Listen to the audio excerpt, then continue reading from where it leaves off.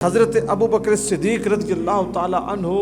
ایک حکمران کی حیثیت سے کتنی بڑی سوچ رکھتے تھے اور محتاط کتنے تھے۔ حضور کے پہلے خلیفہ، مسلمانوں کے نبی کریم صلی اللہ علیہ وسلم کے بعد پہلے امام امیر المومنین حضرت ابو بکر صدیق۔ حضرت ابو بکر صدیق رضی اللہ تعالی عنہ جہاں حضور کی محبت میں ہمارے لیے مشعل راہ ہیں، حضرت ابوبکر صدیق جہاں عشق رسالت میں ہمارے لیے مشعل راہ ہیں، حضرت ابوبکر صدیق جہاں سخاوت میں ہمارے لیے مشعل راہ ہیں، عدالت میں مشعل راہ ہیں، اتباع رسول میں مشعل راہ ہیں، استقامت میں مشعل راہ ہیں، حضور کا ساتھ نبھانے، وفاداری اور جان نثاری میں مشعل راہ ہیں، وہیں حضرت ابوبکر صدیق پوری امت کے لیے بطور ایک حکمران بھی قابل تقلید نمونہ ہے کہ آپ جیسا حکمران، آپ جیسا سربراہ، آپ جیسا امیر، آپ جیسا لیڈر، آپ جیسا رہنما وہ بھی ہمیں دنیا میں کہیں اور نظر نہیں آتا۔ آج ہم جو چند چیزیں سیکھیں گے ان کا تعلق صرف اور صرف اس چیز کے ساتھ ہے کہ حضرت ابوبکر صدیق رضی اللہ تعالی عنہ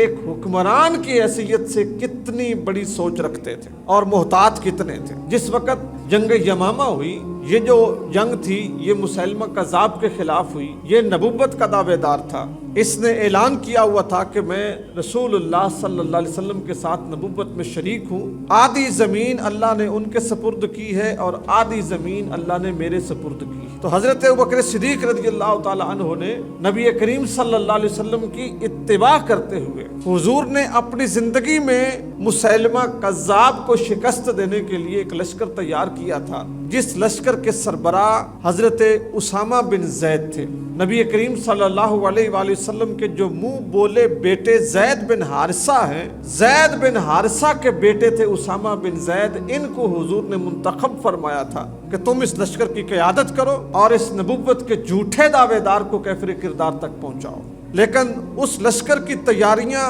اپنے آخری مراحل میں تھیں کہ رسول خدا صلی اللہ علیہ وآلہ وسلم اس دنیا سے تشریف لے گئے۔ حضور کے ظاہری وصال کے بعد میں بہت چھوٹی سی مثال آپ کو دے دیتا ہوں، اگر ایک گھر کا سربراہ گھر کو چھوڑ کے چلا جائے تو اس گھر کو بھی سنبھلنے میں کئی سال لگتے ہیں، حالانکہ ان کا کوئی اتنا لمبا چوڑا معاملات یا لین دین یا لوگوں کے ساتھ مراسم نہیں ہوتے۔ بیٹوں کو پتہ ہوتا ہے، بھائیوں کو پتہ ہوتا ہے، بیوی کو پتہ ہوتا ہے، رشتہ داروں کو پتہ ہوتا ہے۔ گھر کا سربراہ بھی چلا جائے تو ایک گھر کو سنبھلتے سنبھلتے کئی سال لگ جاتے ہیں، اور یہ تو پوری ایک اسلامک سٹیٹ تھی۔ ایک یا دو بندے کی جو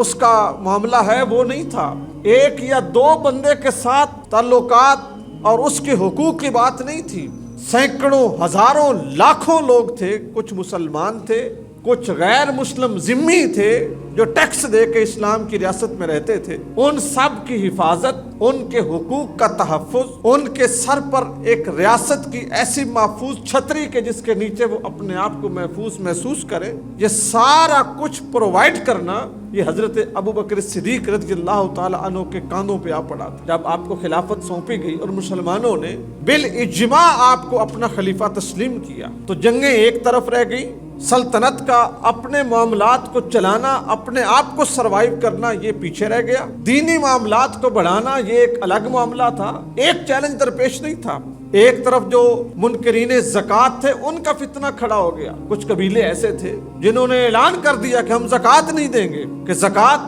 ہم کہاں سے دیں۔ جو بھی ان کے ذہنوں میں اختراع تھی، ان کی اپنی جو بھی سوچیں تھیں، کچھ زکوٰۃ کے منکر پیدا ہو گئے کہ ہم زکوٰۃ نہیں دیں گے، یہ زکوٰۃ کیا ہے، ہم خود کماتے ہیں، خود لگاتے ہیں، محنت کرتے ہیں، اور الٹا پھر ہم غریبوں کو بھی پالیں۔ ان کے اپنے دلائل تھے لیکن قرآن و حدیث کے خلاف تھے۔ تو حضرت ابوبکر صدیق رضی اللہ تعالیٰ عنہ ایز اے حکمران، ایز اے امیر المومنین، کوئی چھوٹی سی ذمہ داری نہیں تھی ہر طبقے کو سنبھالنا۔ آپ نے جو سب سے پہلا کام کیا وہ یہ تھا کہ وہ لوگ، وہ نبوت کے جھوٹے دعوے دار جن کا سر کچلنا اشد ضروری تھا،